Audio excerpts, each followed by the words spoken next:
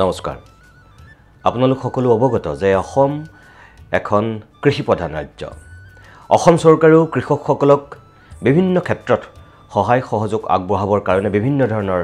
আঁচনি গ্ৰহণ কৰিছে আৰু তেনেকুৱা সময়ত অসমৰ বেচৰকাৰী কিছু সংস্থায়ো অসমৰ কৃষক সমাজক উৎসাহ দিবৰ কাৰণে প্ৰেৰণা দিবৰ কাৰণে আগবাঢ়ি যাবৰ কাৰণে সাহস যোগাবৰ কাৰণে বিভিন্ন ধৰণৰ পদক্ষেপ গ্ৰহণ কৰিছে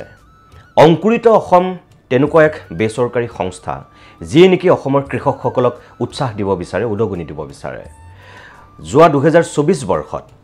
জানুৱাৰী মাহৰ 21 তাৰিখে একাংশ কৃষকক সন্মান জনাবৰ কাৰণে বঁটা প্ৰদান অনুষ্ঠানৰ আয়োজন কৰা হৈছিল খানাপাৰাত আৰু কৃষি বিশ্ববিদ্যালয়ৰ সেই প্ৰেক্ষাগৃহত যেটো অনুষ্ঠানৰ আয়োজন কৰা হৈছিল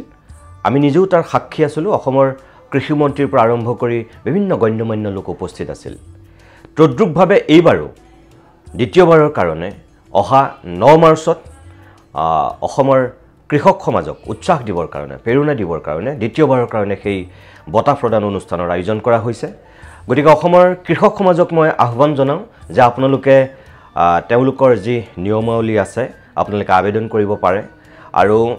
এখন সিলেকশন কমিটি আছে তেওঁলোকে সিলেক্ট কৰিব